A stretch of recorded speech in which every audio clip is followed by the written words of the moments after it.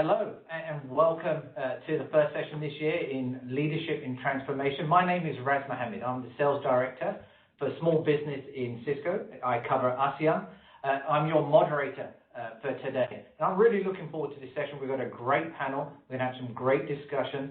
And more importantly, I would like you all to get involved as well. If you've got any questions, please pop it into the Q&A panel. We'll try and address it live as we go along. So without further ado, let's kick straight into it. And what a year it's been, right? If anything, transformation, change has been the big theme of the last sort of 10 months. It's been very difficult for pretty much every country and everybody, as you've seen. And it hasn't ended yet. It's still changing. We're still trying to figure out what to do next and how it's going to go. And it's been very tough on small businesses in particular, which is the area I look after. And in Asia, small businesses make up a large part of our economies, right? And that's really important. But today's session, we're going to talk about a few different things. We're going to try and bring together technology. We're going to bring together people. We're going to look at the impact in countries, the impact of culture. We're going to talk about sort of how businesses could approach and how they're going to approach helping their customers, how they're going to help their teams, and more importantly, what can they do next, right? What can they look out for? So let's have a think about what we're going to do next. So we've seen a big influx of webinars. We've seen training on technology. Today, we're going to talk about leadership. We're going to talk about leadership in transformation. What does it take to survive and then really hopefully thrive in the next sort of 12, maybe the next decade, right? Really think about it, not just the next 12 months, but the next sort of 10 years. What do we need to do? Things are going to change. Things are going to evolve. We're all looking at things very, very differently now. So I've got a great panel today, guys, and I'm really thrilled to talk to these folks and really get some questions out there. So without further ado, I've got people on the panel here who are going to be covering business, technology, culture, and more importantly, business clarity, talking about how we actually go after things and how do you actually get it out to people in the right way. So without further ado, I'm going to introduce our team. So on my panel today, I've got Carrie Iliga, Managing Director for Philippines at Cisco. Hey, Carrie. Hey, good morning, everyone. Hey, hi. Cool. I've got Ruth Saw, who's the international best-selling author and speaking consultant, talking to us about clarity. Clarity is power. Hey, Ruth. Hi, good morning, everyone. I'm very glad to be here. Awesome. I've got my go-to guy on technology for collaboration, Steve Viles, who works at Cisco, Director of Strategy and Operations, Collaboration Sales. Hey, Steve. Hi, Raz. Nice to see you in the office. Cool. And finally, last but not least, Robert Schaffner, author and entrepreneur in the IT space. He's been doing a lot of work with me recently. Robert, and he's done a lot of work with a lot of companies of late as well. Hi, Robert. Good morning, everybody. Welcome. Glad to be here. Awesome. Thank you so much. And thank you, panel, for taking time out and really sort of talking to me about sort of what's happening in your space and more importantly, how we can help sort of, the people who are joining on this call here. We had almost 600 registrations. We've got a lot of people who are dialed in, listening in to really learn a little bit around sort of leadership and transformation. So talking about sort of the now. So today's focus, we're going to break it up in sort of three sort of sub-segments. The impact, as we all know, the now. What are we doing now that's different? And then more importantly, next. What do we need to do next? What do we need to look out for? But I thought a good place to start, and I thought it would be good for the people who are listening in and watching in as well, is maybe a quick intro from each of our panelists, i.e. who you are, a little bit about you, and then more importantly, sort of where you're based as well, because I know, Robert, you're based in Europe, and then something unique, and this is more of an icebreaker, something unique that you've had to do in the last 10 months that you probably wouldn't have done otherwise, right? We've all been in various states of lockdown, but something different that you had to do in the last sort of, 10 months. So maybe I can go around the table. Maybe I'll start with you, Robert, since you're on my screen. We'll start with you, Robert. Robert? Sure. So name Robert Schaffner, like you said, I'm based in Austria, so it's a little bit early over here, but hey, we have good coffee, so all is fine.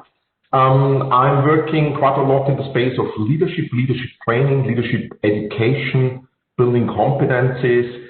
So that's a little bit the background. And well, one of the things what I did, I was thinking, what should I share, what I feel safe to share. And quite interestingly, in my old days, I decided in these COVID times and lockdown to start an online game, so a massive player online game. Wanted to know how it is, what the young kids are doing. And I'm playing a beautiful night plate there, but I'm not very far yet. But it's fun. It's actually good fun. Awesome. Thank you so much, Robert. I'll move on to Carrie. Oh, hi everyone, and good morning from Manila. So I'm based out of the Philippines. So I've been sheltering in place for the last 10 months. I don't know how it is to go back to lockdown because we never really got out of it. So anyway, but it's been so far, it's been not so bad. It's actually quite good. We've gotten used to the rhythm.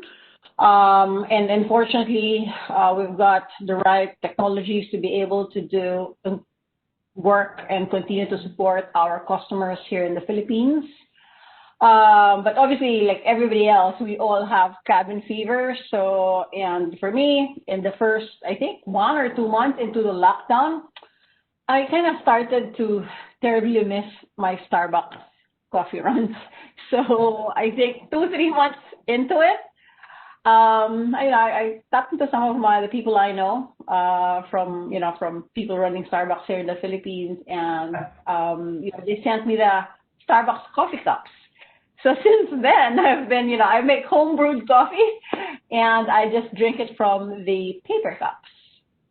So yeah, that's I don't normally show up during meetings because, but yeah, that's how I get by. Awesome. Thanks, Carrie. That's really cool. Ruth, over to you. Hi, good morning, everyone. My name is Ruth. I am a Gallup certified strength coach, a speaker, and a trainer. So obviously, in the training industry, it's very, very heavily affected because we do meet in classrooms, and all these cannot be possible. But since then, I had a lot of time on my hands, and I decided, I'm going to fulfill the dreams I had in my heart since a long time ago. So I actually got to publish 2 books, as well as I started learning keyboard. So these are things that, I wouldn't have done if I had not time for myself. So I'm very grateful for this season, actually. Awesome. That's really cool, Ruth. Nice. Last one, Steve. Well, I mean, I feel kind of like pretty pathetic now. I didn't write 1 book, let alone 2. But I'm Steve Bowles. I live in Singapore. I've been working in Asia since 2001. I'm obviously Australian. I've actually been in the selling collaboration technology or in this industry for 31 years now. Yes, I am very old. It's actually, 32 years. I'm very old. During lockdown, I'm a runner. So I do a lot of marathons and ultra marathons. And just as all of our businesses have transformed, the running industry had to transform as well. So, think about all these races that we have every year where, 100,000 people turn up to do a marathon. That didn't happen anymore. So all of those marathons became virtual marathons. So, and the technology around it got better and better, how you tracked it and all those things. So this year I did 3 virtual marathons, which I never thought I would do a virtual one in the first place, because it doesn't really count, but I've convinced myself it does. So, all good. That's fantastic, Steve. That's awesome. That's really cool. I think just for me, just so you guys, I took up cycling, actually. I was training for a triathlon 10 years ago, busted my shoulder, so I gave it up. And then during lockdown, the only thing we could do was exercise for you guys who were in Singapore. So we managed to get a bike, me and my son, so that was quite interesting. So let's kick straight into it, guys, and let's talk a bit around sort of what's happening the now, right? And more importantly, what's impacting you and your teams as a leader right now, and really from a technology business standpoint. So, we're all leading now in a non-physical, virtual way, but what's changing in your world now as a leader? And it'd be quite interesting to look at the now. Maybe, Robert, I can start with you first. Maybe give us your perspective in terms of kind of what you're doing now that's very different and that's quite big for you. Sure. Probably to look at it from 2 angles. The internal angle, being a leader, running my own business together with a couple of partners.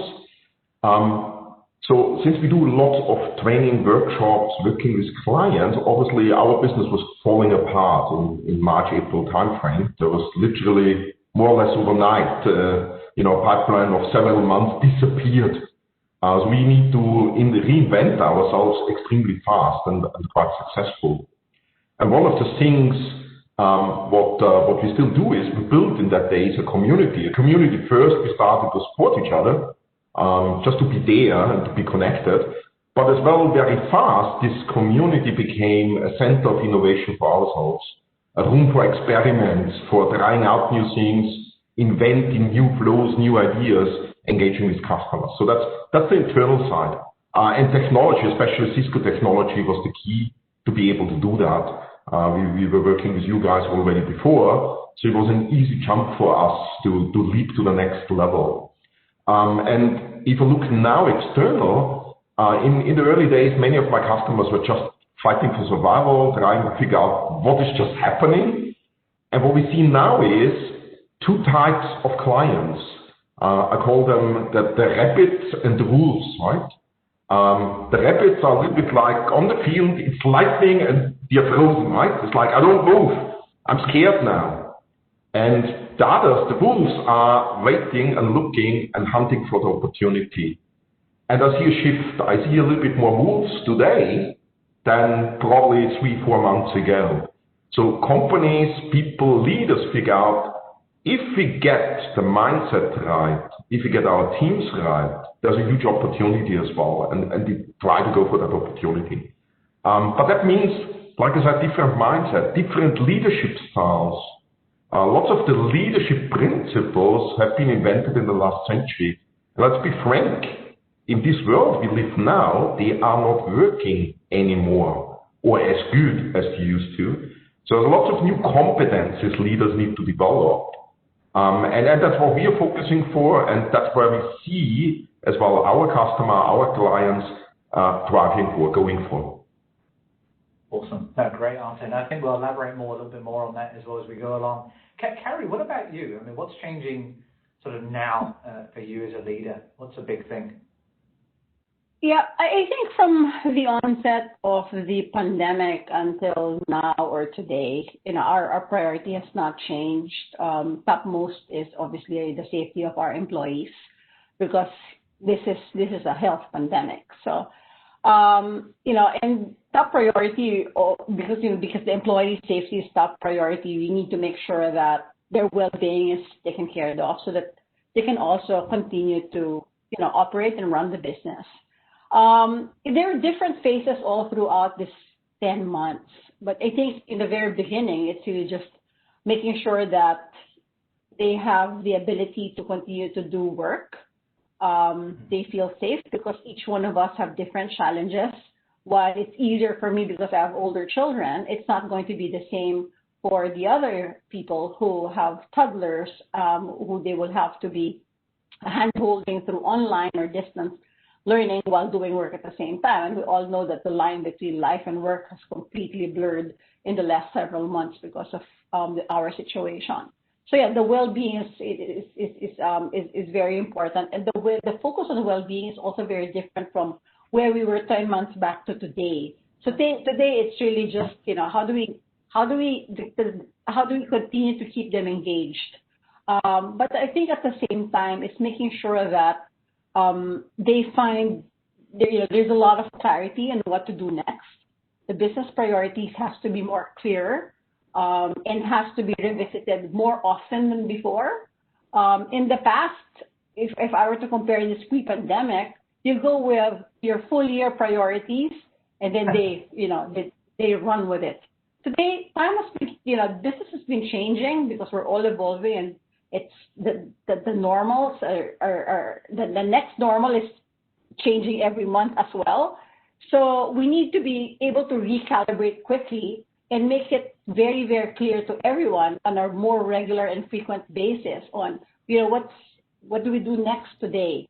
And I think that's also, and you're only able to do that and give clarity if obviously you listen more, not just to the employees, but you also listen more to the customers. So I think at the end of the day, the changes that you make, the tweaks that you make, the flexibility that you give them, all depends on, from a business standpoint, it's, making sure that we also have or demonstrate clear empathy for the customers, because while we are where we are not obviously the only ones experiencing this. And connecting both and giving that clarity to the people, to our teams, help them also find their work more meaningful. In these times of plenty or abundance of ambiguity and you don't know what's going to happen next month, I think that's ultimately, or that's super, super critical in terms of leading the teams and continuing to operate and serve our customers. Yeah, no, absolutely. I think one line just really resonates really well, probably with everybody. That line between life and work is now very blurred, right? It's almost one. I think your point there is spot on there, Carrie. Ruth, maybe some input from you in terms of kind of what's changing in your world now. Sure. As just like Robert, I'm in training and it has affected a lot. So what I had to think about was what was my mission. So my mission, I'm all about clarity, enabling people to find clarity in who they are for their teams and for their businesses through strengths-based approach, meaning understanding how we are all uniquely wired. So in the past, I was doing training with live workshops, which all have cancelled because of COVID, and I was doing one-on-one coaching. So at that point of time, I literally had to find my own clarity by coming back to what is my vision. What is my vision and mission that I want to achieve? And yes, the circumstances have changed, but what can I do to actually still fulfill the mission? And one thing that really I did differently was that I got frustrated that I was really very slow. One-on-one is great, but I really wanted to impact more people. And then I managed to do clarity workshops. And because of the beauty of technology, I could gather in a room people from Malaysia, Singapore, Philippines, Australia, all together to really discover their own personal clarity to lead to where they want to go. So I realized this thing, yes, things around us are changing and it's not something we can control. But the thing that we can control and have an absolute anchor is who we are and the team and the people around us. If we hold hands, if we link ourselves together, then we can tide through this much more efficiently. So that's why I think this is now becoming my mission and really an opportunity to really discover who we are as an individual first, as a team, as a leader, and as a business, so that regardless of what's happening outside, we still can move forward. Yeah. So it has created an opportunity for me. So I'm very grateful for that. I'm glad you're going after the opportunity. I think one person who probably helped us connect that opportunity is probably Steve. Maybe Steve, good time to speak to you about sort of what's happening in your world right now, and just in terms of technology and collaboration. I mean, it's been like a crazy time, obviously, but it's a crazy time when we've seen our business double, triple in size in what we're doing. So that whole journey and how we enable companies to actually be able to continue to work, and it's not just working. I mean, we've all been able to work from home for a very long time, and as I said, I've been doing this job for a long time. I actually started working from home probably 2 or 3 days a week back in 2001, so with a dial-up modem. So and what I've been doing as a job is selling this. So I truly believe that you can work from home easily. And we've been trying to convince people of that. What this period has done is it's been the biggest test of working from home. And now people are going, oh, this actually works, which is great. It's great for us, and we're seeing lots of opportunities. We're doing a lot of the development across the industry in terms of bringing AI into meetings has really been accelerated by all this, which has been great. But there is also the key about working from home and what is you're working. I mean, we know you can work from anywhere, but how do you continue to build an ecosystem and an environment that people want to work in? And I find it's a difference between choosing to work from home and having to work from home. So you look at Carrie's been now stuck at home for 11 months probably without an option to go anywhere else. I think previously, if I could work 1 or 2 days at home and go in a couple of days, that's great. And at the same time, Carrie hit on this as well, is that everyone is different. So I do have a team across the world, and I need to be conscious of the different situations in every country and what they're going through. And also another side, which I'm sure Ruth and Robert would be able to articulate way better than me, someone's personality. Like, I am a raging extrovert. I actually don't enjoy my own company that much. So having technology allow me to feel like I'm in a room with people is great, but I still thrive, would like to be in that environment. So understanding people in my team, some people are very happy being locked in a box 365 days a year, but others need that content, and how giving them an opportunity to connect outside of work. So not starting every meeting with, this is what, like taking some time to talk to people like you would if you were in an office is key, that we do with technology as well. And that's what I've been trying to build up over the last year, is getting more of a human feel and a human interaction to everything we do. And obviously technology allows us to do that, but you've got to do that as a leader, be conscious of what's going on. That's really good. And I think that's a really good tip for folks. I think we jump into these meetings straight to work, and I think you're right. It's good to start with something personal, keep it a little bit softer, talk about what's going on, even have a virtual coffee. I think is sometimes something worth doing. That's really good advice. Thanks, Steve. Just to change track and talk a little bit around the business side of things, right? And obviously the impact on business has been really big. And I look after small business, as I said at the beginning, and they've probably been the hardest hit. And small businesses, like I said, they're almost 2/3 of the world's economy, to give you an idea. In parts of ASEAN, it's upwards of 80%. So it's been really big. For someone like myself in Carrie, it's been really hard. So Carrie, maybe just to expand a little bit on kind of what you just spoke about, what's been sort of, the impact on customers has been huge. But what can leaders, I guess us as leaders, what more can we do to really support businesses that have been impacted in the last sort of, 10 months or so? I go back to your point earlier. It's really just, being able to connect regularly with small businesses, with our customers. While, regardless of size, small or big, businesses are all affected by this, but their ability to respond are actually very different.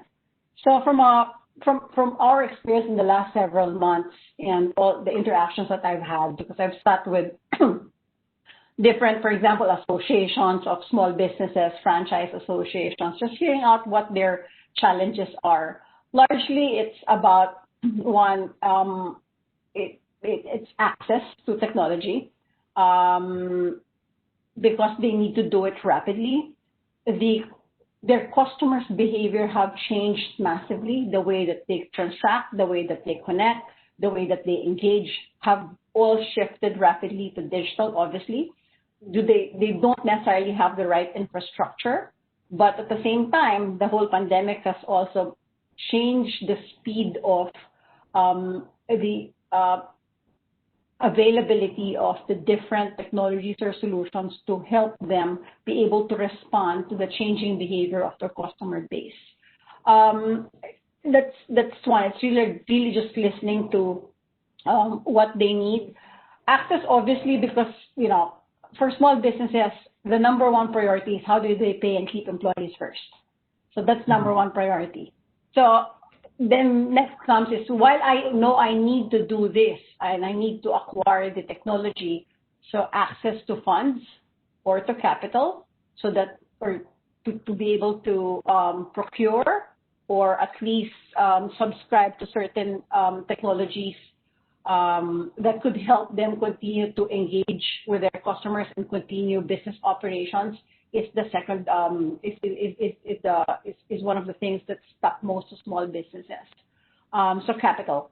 The third top thing that I've seen so far is the skills required, because this has happened so quickly for them. The skills that they need to have. One of the common things that I get from small businesses here is, hey, we were just forced to go to e-commerce, so we need to be able to advertise and sell digitally. So digital marketing skills was one of the things. How do I make sure that my transactions are secure? So there are different skill sets that all of a sudden they needed to have in an accelerated pace. So those are the things. Those are the things that I've seen from small businesses.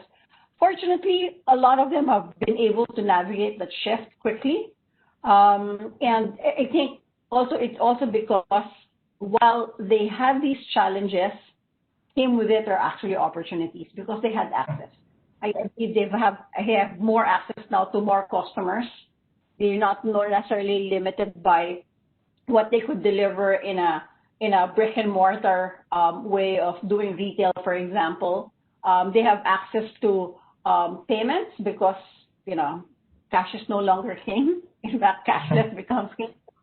So there are many things that, that has transpired and has evolved, which created more opportunities also for small businesses. So it's not all challenge. I know they're heavily impacted, but, the optimist in me sees, and a lot of them also, saw a lot of opportunities open up. So, and you've seen a lot of entrepreneurs also emerging from this situation and from this crisis. Absolutely. And I think that's a good point. I think listening, managing your money, upgrading your skills, having relevant skills, I think to your point, and then really leveraging data, I think is key. Maybe Ruth, just to bring you in on that. I mean, as you work as a strength coach, right? And I think a lot of this stuff is about us having empathy for the customer, really understanding the customer, all the things that Carrie just spoke about. But, how does one develop empathy, as a competency, really more important? And is it even possible, I guess, is the question. Yeah, I love what Carrie shared about us having to listen more and to have more empathy. So there's many times that I run through workshops when I ask people, put in 3 skills that you, of a leader that you admire. Empathy, compassion always comes out as the top few. So then the question is, how do we develop empathy? So as a personal strength coach, there are actually 34 different strengths. Empathy is one of them. So you can be born with empathy. However, what happens if you're not? So there are some natural people who can actually sense how other people are feeling, and they naturally understand where they're coming from, but not everyone. And it's very interesting. Gallup has done a survey. So out of the quite a few million people who've done the test, empathy is within the top 10 across all countries and both genders. However, very interestingly, if you look at the female gender and the male gender, the female gender empathy is quite often in the top 5, whereas the male is quite often in the top 20. It doesn't happen. It doesn't mean that a male cannot have empathy, but it does mean that I think that backs up the reason for diversity in teams, because sometimes we really need to leverage on what people are skilled in. But what if we don't have empathy? There are very practical things we can help to listen more, even across virtual. So the first thing is really to ask the proper questions. We're over with, the classic courtesy, how are you? How are you? Why don't you ask things like, how are you feeling?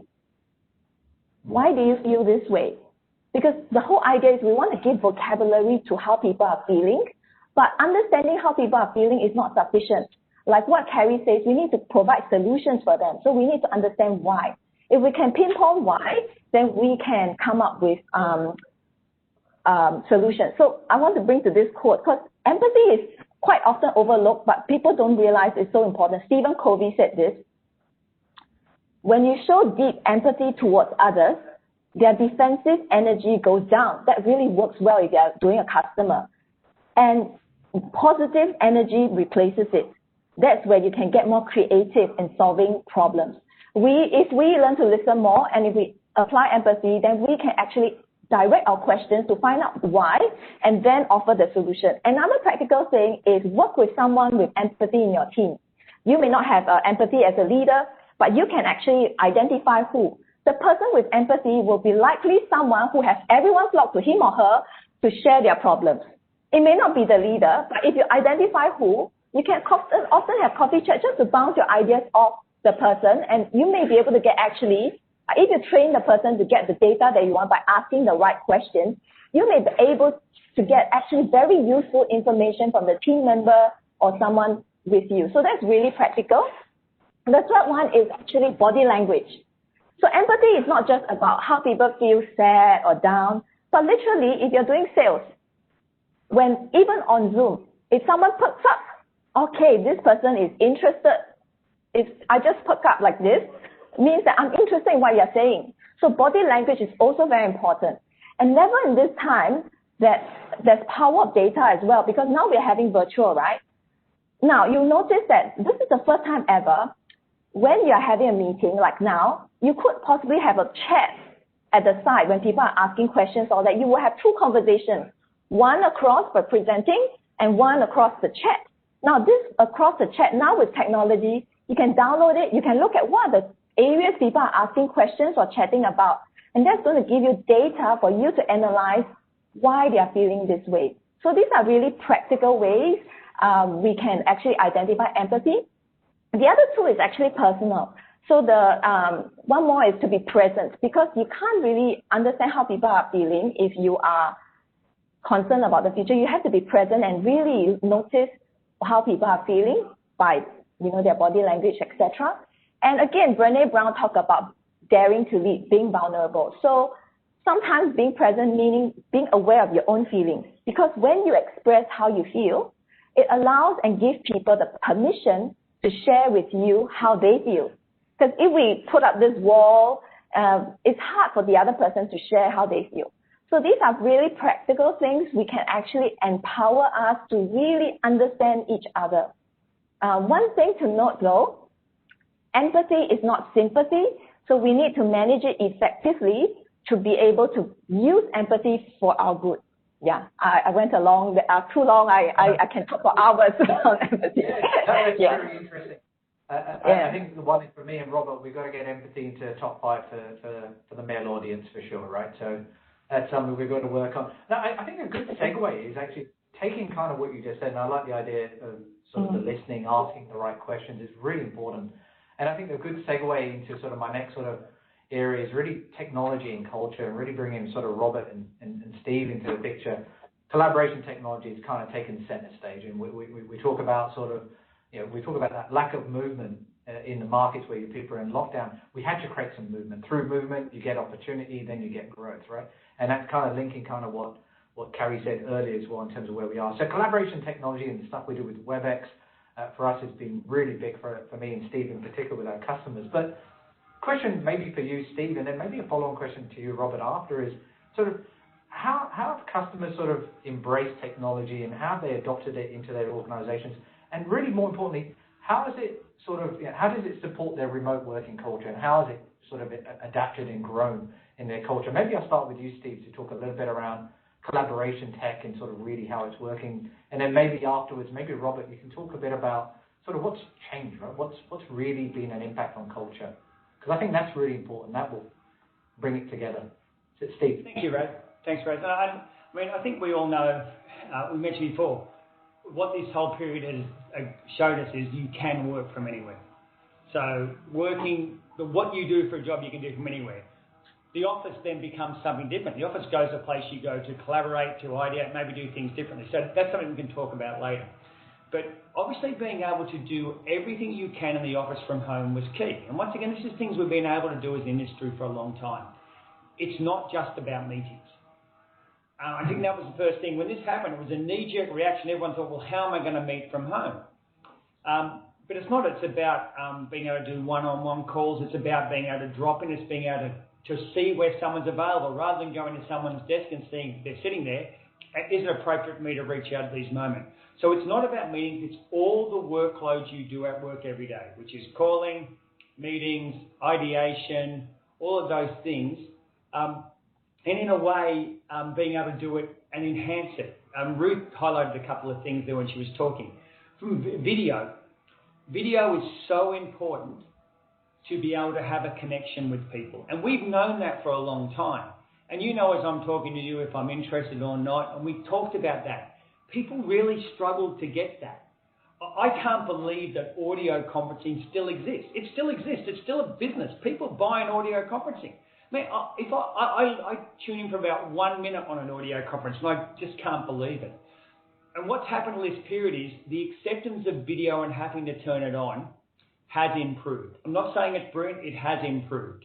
I think the audience here is predominantly ASEAN, probably the worst place in the world for turning video on before the pandemic. India, Australia, US, Europe, everyone turns their camera on. ASEAN, it's a battle. It was a battle to get people to turn their camera on. There's always a reason. I'm working from home, my hair's not done, blah, blah, blah. That has changed. I've seen the physical change in those things. People are more accepting of that. And the other side of this is it's an acceptance of your environment. So as we're working here, we're all on calls and doing things. As Carrie said, if I had little kids, they could be running back. Previously, it was a situation where people would be going, oh, I can't do that at work. People are accepting that now. But technology is adapting to handle that. So noise cancellation and voice augmentation has come in. So I'm sitting now, I'm in my apartment 11 stories up, someone's whippersnippering downstairs. I'm pretty sure you won't be able to hear it, I don't know if you can. But that's I've got a noise cancellation which is only going to my voice and enhancing my voice. Little things like that, making it easy for people to work, are things that we are continuing to see. So it's been an incredible journey for me this year to see people find kind of the penny dropping now that this does work. But the next question, and we'll talk about it later, I'm sure, Raz, is where do we go from here? What is the next step? And I said it's definitely not just about meetings. It's about far more than that. It's about your whole way you work and how you actually make that virtual and how you bridge that between a physical and a physical office and a home environment, because pretty soon we'll be in that situation. We'll talk more about that later. Thanks, Raz. Thanks, Steve. Maybe, Robert, just some input from you in terms of the impact on culture, right? Technology and culture, bringing it together. Sure, absolutely happy to do so. First of all, I want to say I'm really loving this round, because if I look into the different answers, it's like lining up, and we even didn't test that or had the conversations before, so really love it. So I picked and noted one thing. Carrie, you were speaking about how change is here to stay and how everything is much more complex, right? And Steve, you mentioned everyone is different, and Ruth on that and said, hey, everyone has different strengths, and diversity is a key. So maybe you're not empathic, so you need someone empathic in the team. You want to play the card, you can learn certain things.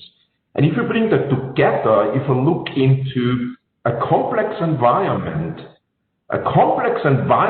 needs different leadership and a different approach to solve problems, right?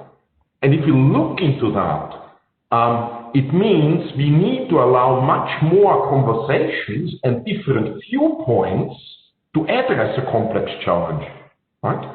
And if you look into culture is a little bit like an iceberg. There's a little visible part. The major part of an iceberg is under the waterline. So the underlying assumptions and beliefs is what we see under the waterline, right? What we are wearing, our mission statements, the logo, there are so many things which are visible, but lots of it is under the waterline. What Steve just described is also an underlying assumption belief. I don't look good on video, right? Or, I don't want that people see my home on video. It's an underlying assumption belief. So from a cultural point, we need to consciously work, experiment, and develop culture in a corporate context. We cannot manage culture, right? Steve, like you said, you can tell people 100 times, turn on your video, and they still don't, right? But we need to work on the underlying assumptions and beliefs to get there. And I think that's the key also for the leadership today. I cannot ignore culture. It's this fluffy thing. I cannot manage it. I cannot say, hey, please, Steve, be more innovative, right? We need now more innovation. Yeah, we can say that, but it doesn't change anything. But how can we change the teams? How do we get the unconnected connected? By the way, I steal that from Cisco, right? That was your slogan some time ago. Because think about it. Our world today needs more creativity in these crazy times. And creativity is exactly that. It's connecting what has not been connected yet. That's creativity. Take arts and technology, right? Take a new idea in, collaboration and connect it with leadership. That's creativity, and we need much more of that. That's my take on it. So my suggestion is start to look as a leader on how do I help to drive and enable the culture in my organization to go along. And technology is the key to make it happen. Absolutely brilliant answer. Thank you so much for that, and thanks for the plug there as well. That's a really good one. I think that just talking about leadership in tech and even sort of culture, maybe just a short question, I guess, to you, Carrie. I was just thinking about this earlier. given everything is remote working, and I got to put it to you in the Philippines team, who are probably one of the most creative teams I've seen. How have you started sort of leading and managing remotely? What have been some of the things you're doing with you and your team in Philippines recently in the last sort of few months? Given you've had such a culture where you had a lot of people always used to meet together, and I used to love going to the Philippines, by the way. And now it's all virtual. Just give the audience some of the examples of some of the things you've done in the last few months where you brought teams together. Yeah, we as Filipinos are social animals.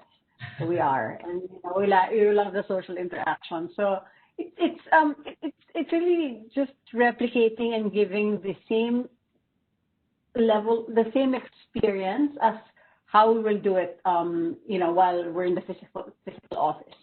So it's really just making sure that you have that cadence, and you've got the forcing functions. We continue to hold events, all kinds. I mean, this is not unique to Cisco or unique to us here in the Philippines. The virtual coffee talks, the different virtual, cocktail parties. I think I've had one of the best business kickoffs and Christmas parties actually in many years, but because it's done virtually. There's a lot of creativity that comes out from the employees, but I think what I've discovered also is, while it is all virtual, I think it gave more people the opportunity to step up and be in the spotlight. So I think technology has helped us do that also. Like I said, we've done many things. We've done different virtual events, virtual activities, including virtual workouts. You mentioned that, Steve mentioned that earlier. What we've done also on a regular basis is, it's not just us doing the workout separately, but as a team, we do virtual yogas. Well, today we've got virtual Shibam, which I have no clue what that is. The other day, same thing. So, it's really just shifting what you're used to and what you love to do as a team, or as colleagues or as peers. You try to replicate that in a virtual environment because, one, we can through technology, and second, because there's no other choice. Yeah. But to do it. No, I like it. Yeah. No, it's excellent. And just for the folks who are listening in and watching, the Philippines probably did the best virtual Christmas party, best virtual cocktail party that I've seen. So, and it was really well received by the employees and everyone who attended. So well done, Carrie, to you in particular for doing that. Hey, just sort of really, again, just bringing in that people aspect and that cultural aspect and sort of just being sort of the vulnerable leadership. And one, maybe just for the Cisco team, maybe for Steve and Carrie, we talk a lot about last year, but let's talk about maybe, just to be sort of vulnerable, what do we think didn't go well, right? And what did we learn, right? I mean, maybe, what do you think we could have done differently? There's always one or two things. Maybe something from you, Carrie, first, and then maybe Steve, something from you, perhaps, just from a Cisco perspective. What do you think we could have really gone after or done better? Done better last year. I'll take it from the point of view, I guess, of the business and our customer. While I kept saying about listening and empathy to customers, I think one thing that we could have done better is really just being able to ask the question every time of, what are we problem solving for them, and it's going beyond solving their own problem through technology solutions, but really, and this is again empathy, how do we help them solve their own problems rather than us solving their problems? So I think we could have done better that way, because we're so used to, hey, Mr. Customer, this is who we are, this is how we can help you, and this is the problems that I could help you solve. But I think one of the big learnings that I've realized, or that I've had from last year, is we should have gone beyond that, way beyond that. every single time. I'm not saying that we have it, but I think every single time, because everybody is living the same crazy year or same crazy times that we're living in now, right? So I think we should have make this as a standard, go beyond just problem solve for our direct customer, but problem solve for him on behalf of him, because he also has his own set of customers and business to run and grow. So that's great. Big I thing like that. I like that a lot, and then I can relate to that a lot as well. I agree with you fully. Steve, what about you, Steve? I mean, what do you think we could have really? I'll come back to what Carrie was saying there a little bit too. But I think in the beginning, obviously, in what we deliver, early on, you can't imagine as an industry what went through from the conference industry in terms of the rapid increase. So I think we did a very good job, but building the data centers up to handle the traffic and some teething things early with this massive adoption, we could have probably done a little bit better, but I'm not saying we did it badly. Considering the traffic we did. I think as Cisco, Carrie touched on this as well. Those of us on Cisco on this call, we've been kind of lucky in the way that we were ready for this in terms of all the technology. We didn't have to update any of our employees or anything. Everyone just one day all go home and work, and it was fine. And the counterpoint of that and the other side of that is that we all understand this world better than we think. So I think we could have done better as an organisation, having conversations with customers and listening to them and providing input of what was possible. I think there was a kind of reticence in some ways of going in and saying this is how it should be done, but we had a lot of answers that we could have shared, and I think we're doing it way better now in terms of what Carrie really highlighted. Sitting with a customer and say, look, what is next for you? Because we've done a lot of those journeys, and you don't have to be a collaboration expert. Everyone in this organisation has a very good level of understanding of what is possible, and there's an assumption that everyone understands that, and they certainly don't. So being more open with that and what they could do, I think something could do it better as well. And something we have kind of rectified over the last 10 months is the speed of innovation.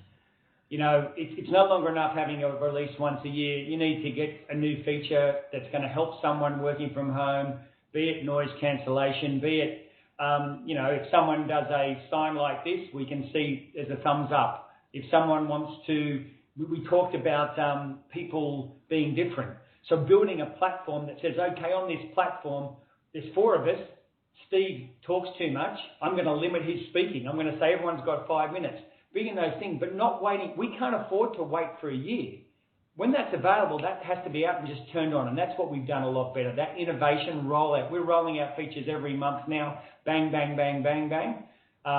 And that really has things we did badly and we do way better now.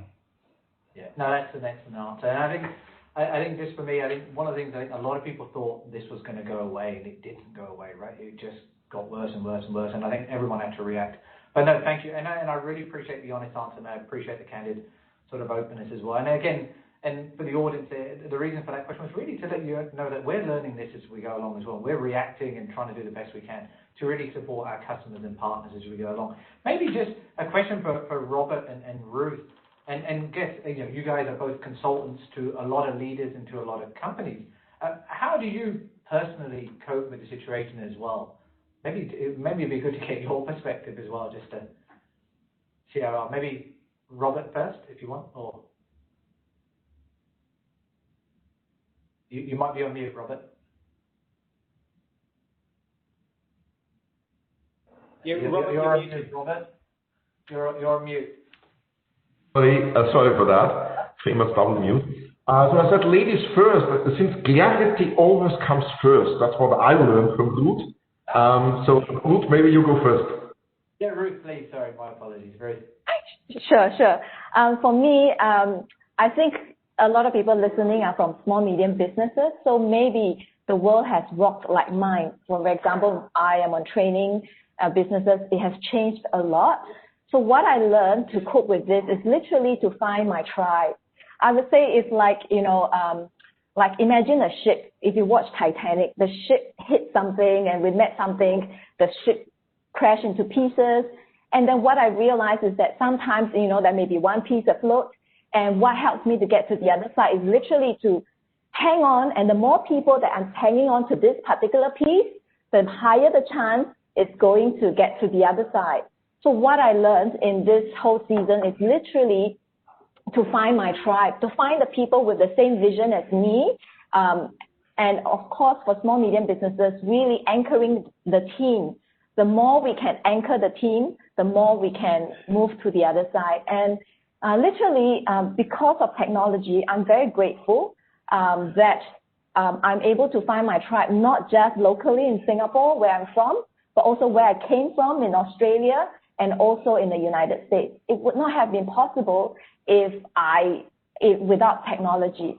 But, technology is something like a car. You can drive a car to crash onto something, or you can drive a car to get to somewhere. It's how we use it. And like what Carrie said, it's really people first. And I got this opportunity to literally learn to get to know people through technology and find my track to get to where I want to go. So that's how I personally cope with myself.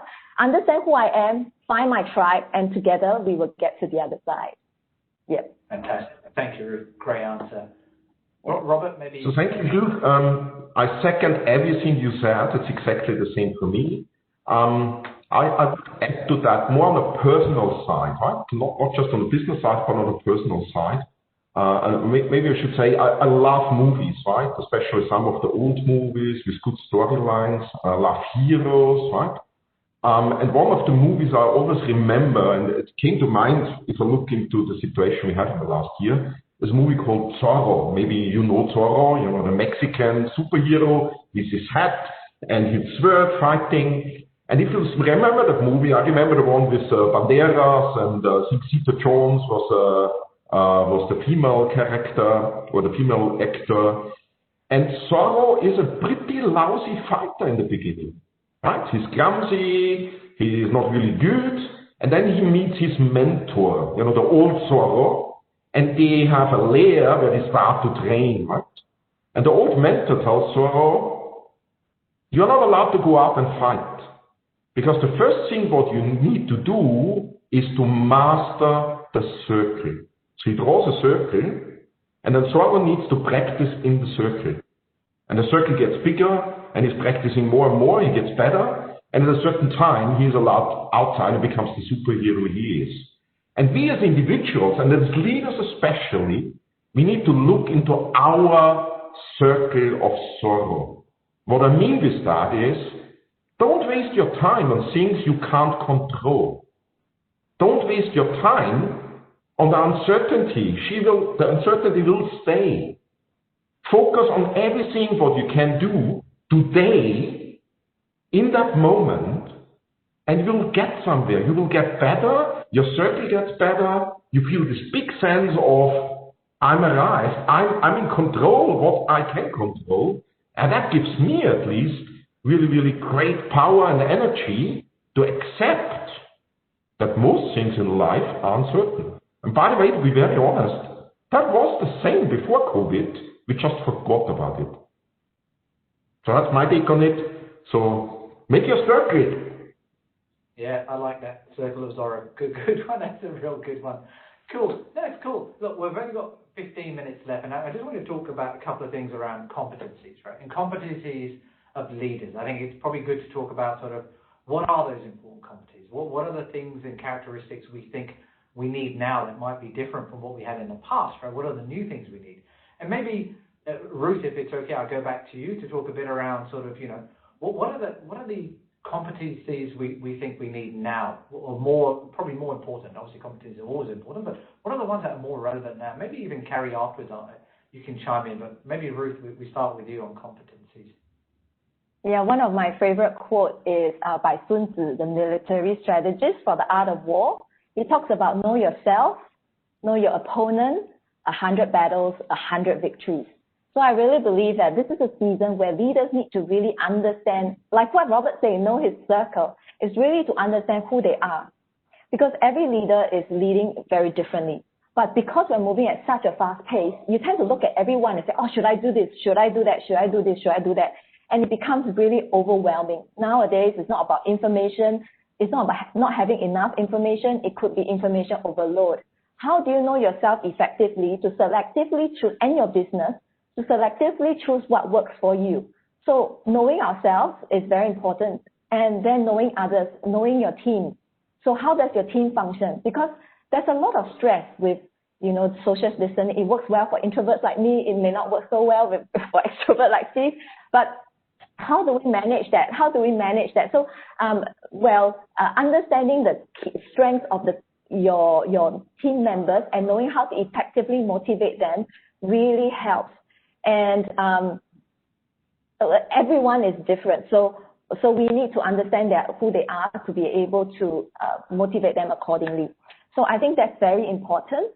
Then also to be able to right now it's a lot about collaboration. Like I talk about, we can't control what's happening and maybe a shipwreck, but how do we enable us to link hands to all hang on to the piece of the boat to get to the other side?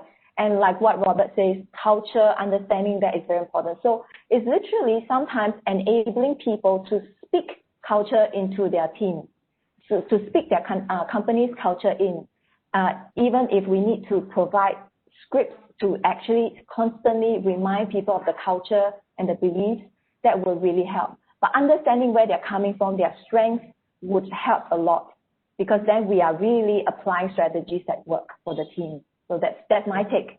What about you, Carrie?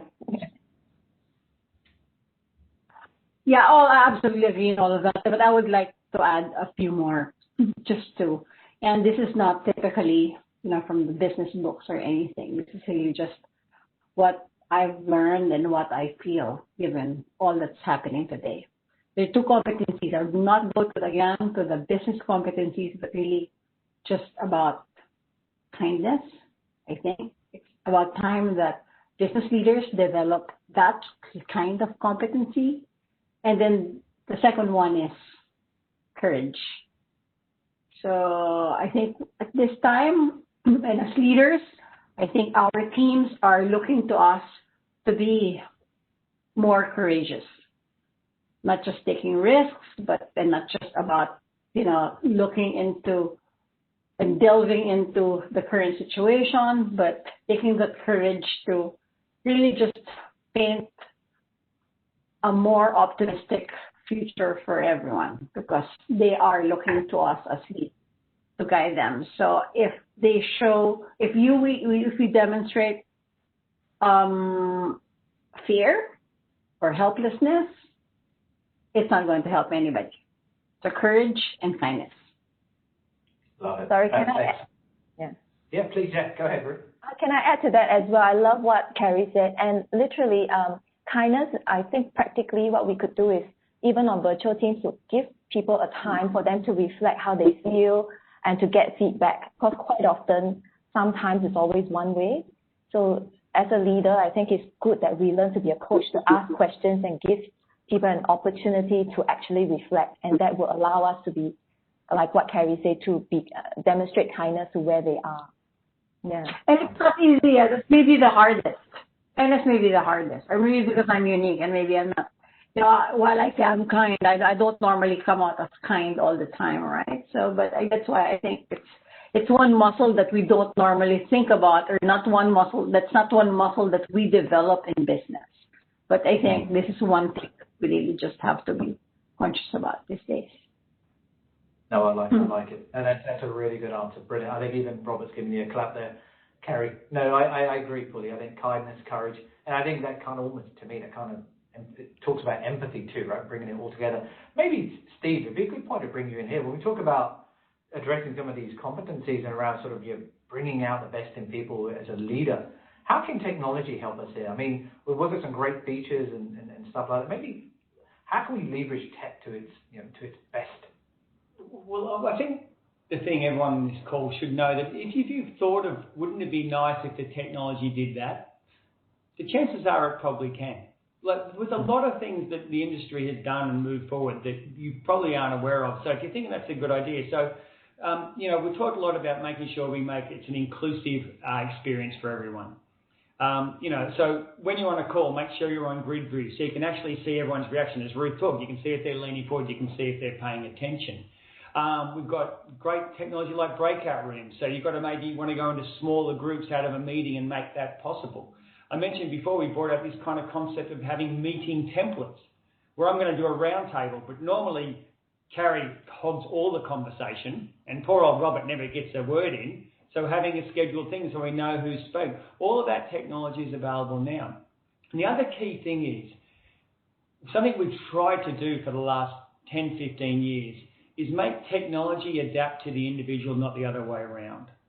So in this whole world we're going through, everyone has to use technology to be connected, but we don't want to force them to use something that they don't know how to use and are not comfortable with. And we've tried to make it that so something that's a very familiar application and situation. And when they go back to the office, they use the same application. And the thing you also got to think about is that when we move to whatever this next normal is, and it's going to be different for everyone on this call, depending what country you're in, what industry you're in, you're going to be a situation where there's people in the office and there's still going to be people at home more than there was before. How can you make that inclusive? How is Ruth at home on a laptop and there's 6 people in a meeting room? How does she become part of that meeting? It all exists. All that technology exists. So think of your wildest dream about what you would like in terms of transcription. I could be sitting here Robert could be speaking in German right now, and it could be translated for all us here so we could talk that way. It's making it more inclusive. Technology can actually give a better experience than in person. So it's available, leverage it, and make sure, and I truly believe what we've done now, everyone should be comfortable with it. And I think we will continue to see this innovation at a rapid pace, not just from Cisco, but across the industry. So make sure you embrace it and make sure that your employees are comfortable with it. Absolutely great answer. And I like what you just said there. See, there's a lot of us have a lot of technology. Do we actually use it to its full potential? No, we don't. And we have the opportunity to do so right now. Maybe, Robert, just very briefly on your side, just in terms of technology and culture and how it could address some of the competencies that were called out earlier. Sure. I love what Steve said, because totally agree we use that. So I mentioned it already, we do lots of workshops, leadership workshops. And what maybe most people don't know is, in our industry, things used to be event-based quite a lot, right? So you do events and sometimes you do coaching. But the reality is, just 10% of learning is happening in learning events. 20% of it is a social activity, right? Ruth knows that very well. Proximity is power, we used to say in some of the workshops we did. So having the right peers and get the proper peer feedback. And 70% of learning is happening on the job. So we are talking today not about learning as an event, we're talking about learning journeys. So coming to Steve's point now, how do I have a platform to be capable to do all of that over a long period of time? I need to do some events, yes, but I need to enable peer feedback, where I have to have trust, where I need to see the other, where I need to do it wherever I am. I might be in the office, out of the office. And I might be on a job, and the job is not always the home office. It might be on the road, it might be with the customer. Actually, most of the learnings, to Carrie's point, are coming by talking to our customer. So how can we co-create and learn with our customers, regardless where our people are? And all of that is not possible if you have the right technology. And in my opinion, Cisco has that technology. Well, not in my opinion, I know Cisco has the right technology because I'm using it. I'm using it for all of my customers and it works. The second aspect to Steve's point is I still need to keep in mind the culture is an iceberg. So there's a visible part and an invisible part. So as a leader, I should focus on what's not visible. What is the underlying assumptions and beliefs of my employees, of my teams? Right? Do they believe their voice is not heard? Do they believe, I don't want to turn on the video because, hey, it's about me. We need to rewrite some of these beliefs that we really fully capture the potential of that technology. And that's why every leader needs to be conscious about culture in the organizations, in their teams, and willing to work and experiment. But once again, culture cannot be managed. You just can try things, enable things, offer things, and then see if it's working. And if not, you tweak, you adjust. If you do this both, culture goes a long way, and absolutely agree with Steve. The best is yet to come, also technology-wise. And I had yesterday a call with some of the colleagues, Steve, talking about some of the stuff what we do in Europe, and I got a little glimpse of what is coming. So I'm super excited about where collaboration with Cisco is going. Thank you. Thank you so much. So guys, we're almost up on time, and this is my last question. I thought, what a better way to end and really talk about sort of next step, what next, right? And really maybe just for a couple of minutes each, what should and can leaders do now, and sort of what's your expectation for the next sort of 12, maybe 24 months? And maybe I'll start with ladies first, if it's okay. Maybe Ruth, I'll start with you, and then maybe just for a couple of minutes, just tell us what you think leaders should really focus on, sort of for the future. Yeah, I'll go back to what I started with. Indeed, everything around us is changing. We can't control it, but focus on what you can control. Yourself to grow as a leader, as well as growing your team together. When you link arms together with the right culture, you can move ahead. And you can grow your team, you can grow where you want to go. So, yes, that's what I would like to share. Just focus on what you can control, the people and yourself. Love it. Thank you. Yeah. Carrie. Yeah, that's a big one. Yeah, that's a big one. I am focusing on what you can control and just, but I guess again to what I said earlier, it's hope is what we go for. So to me, it's the positivity, the optimism, and obviously resilience. Every single day, how do we think about how do I bounce back? Because while COVID or not, I think outside kindness, resiliency is the other piece. Wonderful. So whether your personal resilience or business resilience, that's it from me, guys.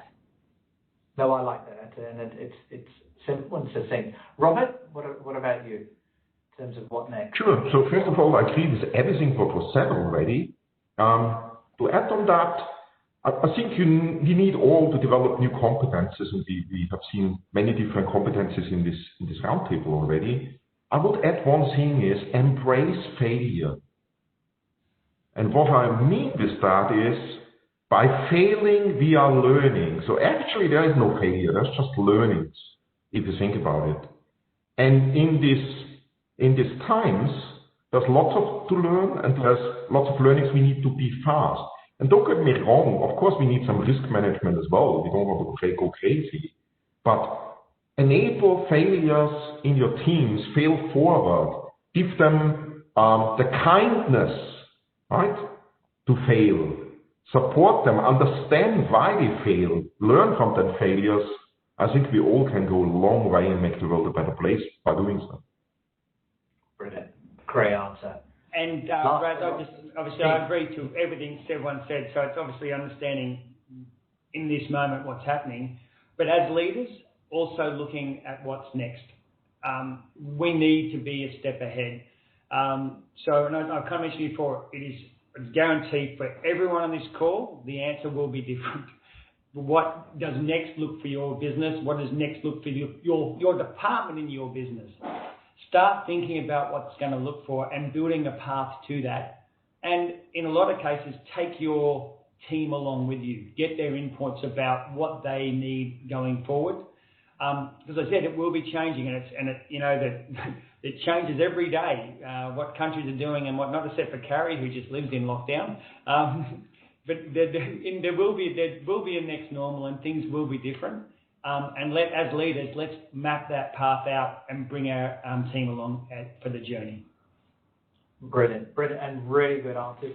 Look, on that note, I just want to say thank you to the panel, all of you, Ruth, Carrie, Robert, and Steve. Wonderful speaking to you all. I myself have learned an awful lot, and I'm sure people listening have learned a lot. I mean, I've made quite a lot of notes. I didn't think I was going to make so many, by the way, but really focusing on sort of like we spoke about business, and I think Carrie, I actually love what you just said about sort of having empathy, that kindness and courage it's almost like a mixed emotion of feelings to really work with your team and work with your customers. And it's really big. We kind of took it for granted in the past, and I think linking it to kind of what Steve's saying, yeah, use technology. Nothing's changing. Still do the same things, but use tech to help you do it, right? Let tech be your bridge. And that culture of change and that culture of embracing change, I think is probably more important now, right? We all don't know, like this week, again, we had another country go into another lockdown. We don't know what's going to be next, right? And to your point, I like what you said at the end, bringing it together around sort of having a plan. And maybe a plan with scenarios even, right? So depending on where you go, so your team has some ideas around sort of, what could happen and how you want to embrace it and what you want to do next. And I think a good place to finish is on kind of what Carrie said, that staying positive and that being resilient. I think it's so important, right? And having clarity along the way is probably just as important. Thank you so much, all of you. It's been brilliant. It's been enlightening for me. Learned a lot as well. And again, I'm sure for everyone on the audience, thank you so much for dialing in, and thank you so much for listening in. We will please do fill in the survey. Let us know your thoughts. If there are any questions, if we can't deal with them now, we will definitely respond to you later. And on that note, I'll hand back to Abby. I just want to say a big thank you to Farah, by the way, and Farah and Kay have been helping me immensely in pulling this together. So thank you so much, team, and the Cisco team for really pulling this together and sort of really, one, showcasing what we do and what we can do to help people in the world. So thank you so much. On that note, Abby, over to you.